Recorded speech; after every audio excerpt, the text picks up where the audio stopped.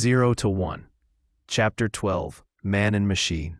In this powerful chapter, Peter Thiel takes us into one of the most important and debated topics of our time, the future relationship between humans and technology, especially as machines become smarter, faster, and more capable than ever before.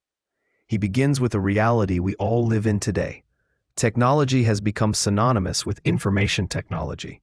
Over 1.5 billion people carry powerful computers, smartphones, in their pockets. These tiny devices have more processing power than NASA's computers used to land men on the moon.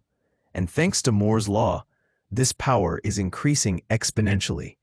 So naturally, people have started asking, will computers replace us? Will machines take all the jobs? Will humans become obsolete? This fear isn't new. Ever since IBM's Deep Blue defeated world chess champion Garry Kasparov in 1997, and Watson beat Jeopardy champion Ken Jennings in 2011, people have been anxious about computers surpassing human intelligence. Google's self-driving cars add fuel to the fire. Because if a machine can drive better than you, what job is safe? Some people celebrate this change. Venture capitalist Marc Andreessen famously said, "Software is eating the world." Others, like Andy Kessler, claim that the best way to improve productivity is to get rid of people. And many workers, especially drivers, customer service reps, or even office workers, worry, will a machine replace me? But here's Thiel's key insight. This entire debate is built on a flawed assumption. Most people think that machines and humans are substitutes, but they're not. Humans and machines are not rivals. They are complements. Substitution versus complementarity. To explain this, Thiel compares two trends: globalization and technology. Globalization is about human versus human substitution. American workers compete with cheaper labor abroad, especially for repetitive jobs. So if you're a factory worker in Ohio, someone in China doing your job for less money is your direct competitor. But with technology, the situation is totally different. Computers don't compete with us for food, shelter, or gasoline. They don't want beachfront property. They don't demand wages. They don't get tired. And most importantly, they are good at things we are bad at, and vice versa. Thiel gives a powerful example. In 2012, a Google supercomputer scanned 10 million YouTube thumbnails and eventually learned how to recognize a cat with 75% accuracy. Impressive, right? But guess what? A 4-year-old child can recognize a cat with 100% accuracy instantly. So while machines are great at analyzing huge amounts of data, they still can't make simple judgments that any child can. This shows us machines aren't just faster or slower versions of people.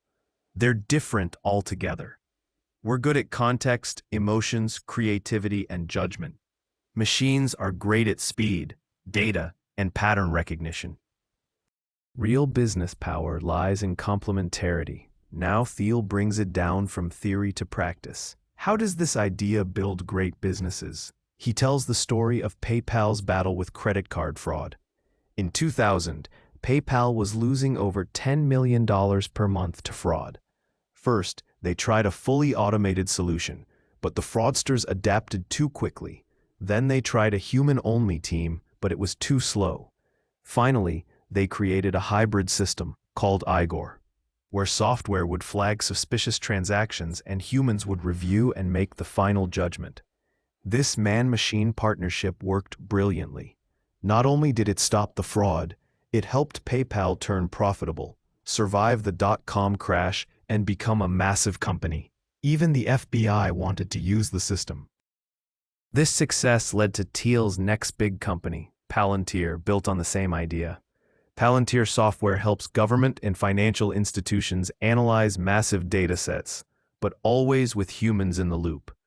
Human analysts use the machine's power to surface patterns, but the decisions are still human. Thanks to this hybrid approach, Palantir has helped predict terrorist activity, uncover insider trading, take down child pornography rings, assist the CDC, and save billions in fraud detection. The lesson? Man plus machine is better than either alone. What about jobs? Thiel goes deeper. He says many professions, like lawyers, doctors, teachers, won't be replaced by AI. Why? Because their jobs require nuance, communication, and adaptability. A lawyer must explain legal strategy in different ways to clients, judges, or juries. A doctor must understand both symptoms and how to talk to a nervous patient. A teacher must adapt based on how students learn. Computers can't replicate these things, but they can make these professionals more effective. Take LinkedIn as an example. It didn't try to replace recruiters, it gave them better tools. Today, 97% of recruiters use LinkedIn to find talent, but they still rely on human skill to judge character and culture fit. Why are people so obsessed with replacing humans? Thiel blames academia and computer science culture. In schools, software engineers are trained to reduce problems into small tasks and automate them. Buzzwords like machine learning and big data promise to solve everything if only we feed the computer enough data. But he warns, this obsession is flawed. Big data is not always smart data. Computers can find patterns, but they can't interpret meaning. Machine learning doesn't understand, it just matches. Netflix suggests what to watch next, but it doesn't know you. The truth is, we're mesmerized by machines when they beat us at chess, but we ignore the quiet, massive successes where humans and machines work together. Strong AI, apocalypse or utopia? Toward the end, Thiel addresses a huge question. What about the future? Could AI eventually surpass us entirely? This is the idea of strong AI, machines that are smarter than us in every way. If that happens, it's either utopia or Skynet. Some fear it, some hope for it, but either way, it's not happening anytime soon. Thiel calls it a cosmic lottery ticket. We don't know if we'll win or lose. In the meantime, we shouldn't be paralyzed by imaginary future robots. We should be building tools today that make human lives better. So here's the big takeaway from this chapter. The best businesses of the future will not aim to replace humans with technology. They will empower humans using technology. Instead of asking, what can computers do without us? We should ask, how can computers help humans do what was previously impossible?